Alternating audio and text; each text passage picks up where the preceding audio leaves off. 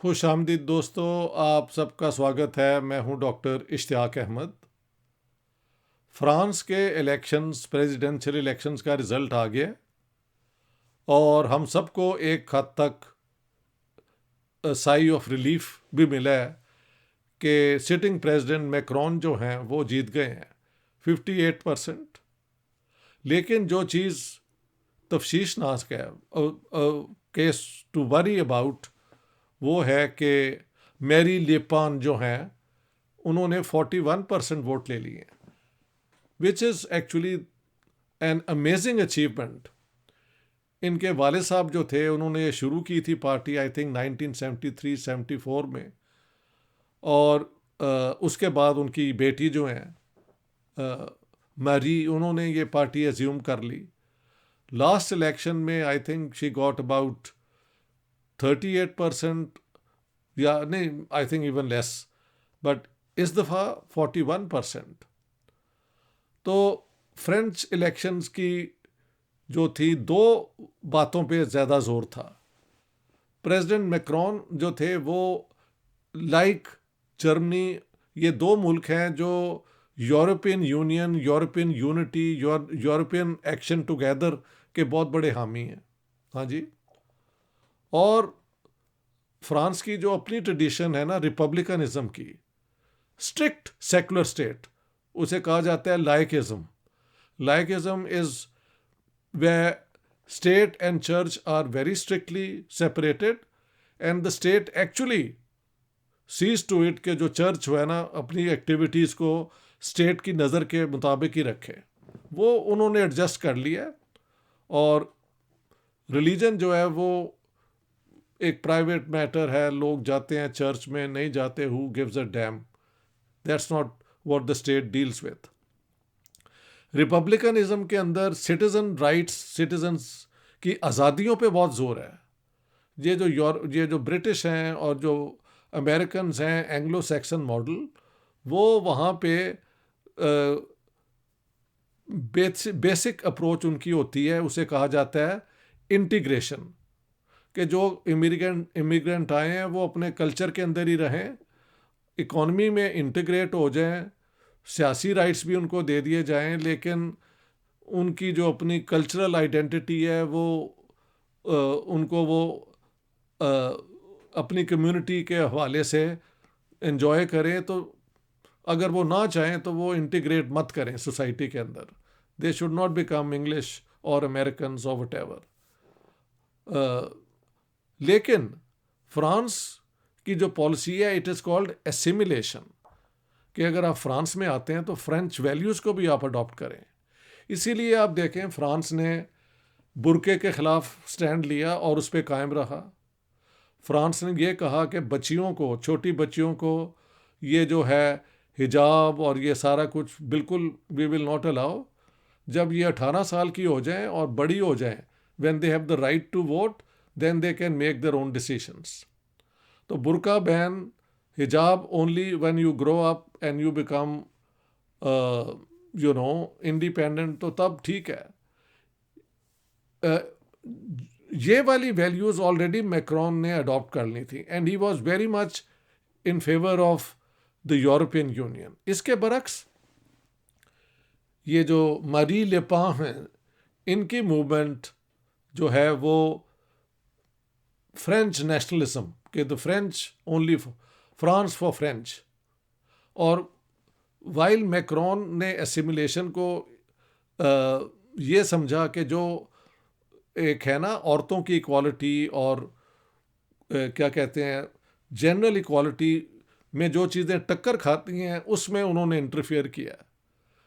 बुर्का, हिजाब, इसके ऊपर रेगुलेशन हुई है, लेकिन उनकी कोई ऐसी पॉलिसीज़ नहीं है कि यहाँ से जो इमिग्रेंट्स हैं उनको किसी ना किसी तरीके से कन्विंस किया जाए कि वो चले जाएं।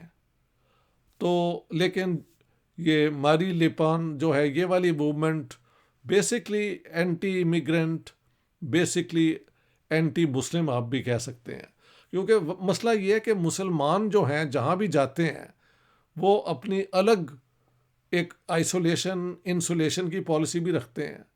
हिंदू भी बहुत हैं, सिख भी हैं, कल्चरल प्रॉब्लम हमेशा रहते हैं, लेकिन कभी इस तरह झगड़े नहीं होते जो कि इतनी, एक तो मुसलमान हैं भी बड़े लार्ज नंबर्स में, लेकिन French have taken the position कि you have to assimilate, assimilate means you have to adopt French culture. ये जो है मैरी लेपान, और ये इनका ख्याल है कि ये लोग मुसलमान और ये कभी फ्रेंच वैल्यूज़ अडॉप्ट कर ही नहीं सकते, तो इनको आपको स्ट्रिक्टली रेगुलेट करना पड़ेगा, बल्कि हो सके तो इनको इकोनॉमिक बेनिफिट दे के कहा जाए कि आप वापस चले जाएं अपने अपने मुल्कों में। So 41% people have voted for her is a thing to worry. मुझे अब ये लग रहा है कि ये पैटर्न हर जगह पे, स्वीडन के अंदर जो इन्होंने आग लगाई है, रोड़े फेंके हैं इस्लामिस्टर ने, हाँ जी, बाकी भी थे उसमें इन्वॉल्व, राइट विंग ने शरारत की, मुसलमान इस्लामिस्टों ने रिएक्ट किया, और बीच में क्रिमिनल गैंग्स ने उसका फ़ायदा उठाया। ये फ्रांस में कई दफ़ा हो चुका है, वहाँ पे कई टेररिस्ट एक्टिविटीज़ हुई हैं, और एक फ़ुटबॉल मैच के दौरान हुई थी विच वाज शॉकिंग। फिर ये एक के बाद एक ये जो है नीस वहाँ पे हुई, you remember when somebody came with a truck, और लोगों को जो बेचारे विजिटर थे उनको क्रश कर दिया। मुझे याद है हम भी वहाँ गए हुए थे, नॉट दैट शेयर, तो we could have been overrun by this mad man, you know, ये फंडामेंटलिस्ट पोजीशंस। तो व्हाई हैज़ दिस मूवमेंट, जो कि फ्रांस फॉर द फ्रेंच वाली बात है, जो मैक्रोन है वो है we have a French citizenship project, you join us and you are welcome। लेकिन ये है दूसरा प्रोजेक्ट है France for the French, and those people who don't fit in here better do it, or they should try to leave the country if possible, not by force but by making them यानी उनकी जो है ना provocations, उनको रोका जाए। More and more intervention in the even in the religious life.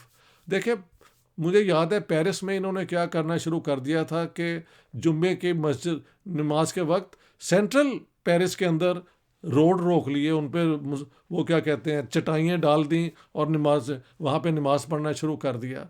You were bound to have a reaction. मुझे तो ये अब लगता है स्वीडन के अंदर भी जो पॉलिटिशियंस हैं ये सारे टूवर्ड्स द राइट जाएंगे। So who is forcing liberal democracies to go towards the right? One are immigrant hating parties of the right जो लोकल हैं, दूसरी तरफ ये हैं इस्लामिस्ट। ये दोनों एक दूसरे के ऊपर डिपेंडेंट हैं। अगर राइट विंग पार्टी का ग्रो करना इस्लामिस्टों पे डिपेंड करता है, और इस्लामिस्टों का प्रोजेक्ट के मुसलमानों को कंट्रोल किया जाए और उनको कभी लोकल कल्चर्स में इंटीग्रेट एसिमिलेट ना होने दिया जाए, this leads to this vicious circle, it goes round and round. तो let me say like this कि कम से कम मैरी लेपान जो है, शी हैज़ नॉट वन।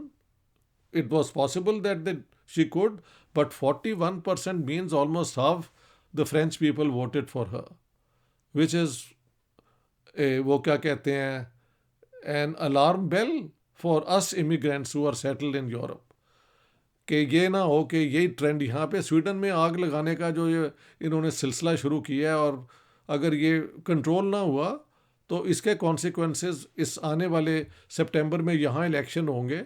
हो सकता है कि ये जो राइट विंग पार्टीज़ हैं, ज़रूरी नहीं कि सिर्फ जो स्वीडिश डेमोक्रेट्स, एक तो है ना सोशल डेमोक्रेट्स जो आप कह सकते हैं लेफ्ट के सेक्शन में आती हैं, no, I mean Sweden Democrats are once again Sweden for the Swedes वाली बात है। और अगर आपने यहाँ पे रहना है तो you have to adopt Swedish culture as much as possible, as much as they want you to adopt. और ये जो है मुसलमानों की आइसोलेशन के वो ख़िलाफ़ हैं, जो यहाँ पे छुप छुपा के बच्चियों की शादी हो जाती हैं, उसके बिल्कुल ख़िलाफ़ हैं। इस पे तो बाकी भी पॉलिटिशियंस अब मूव कर रहे हैं कि we can't allow child marriage, we can't allow female mutilation, genital mutilation. यहाँ पे वो जो है औरतों की जो प्राइवेट पार्ट्स हैं उनको ये ऑपरेशन करके डिस्ट्रॉय कर देते थे, फॉर वेरी स्ट्रेंज रीजंस। ये ट्रेडिशन ईस्ट अफ्रीका से आई, क्रिश्चियंस में भी है, मुसलमानों में भी है, सुना है कुर्दों में भी है, ये कई इस किस्म के केस आपको मिल जाएंगे। तो this is the situation. The right wing anti immigrant anti Muslim parties are increasing their support base. On the other hand the good news is Macron has won. और मेरे ख्याल से यूरोपियन यूनियन प्रोजेक्ट जो है ये important है ताकि हर जगह पे नेशनलिस्ट फोर्सेस ना आ जाएं। नेशनलिस्ट फोर्सेस जो होती हैं वो फिर एक और तरीके से सारी दुनिया को देखती हैं। राइट विंग फोर्सेस कहीं भी होंगी, उनमें टॉलरेंस कम होगी, उनमें प्लूरैलिटी की जगह कम होगी, उनमें अकोमोडेशन की जगह कम होगी। तो two reasons: one, to be happy that Macron has won; second, to be very worried that 41% of the French voters voted for Marie Le Pen. Haji. So that's my comment on what has happened very recently, only yesterday in France. All the best, friends.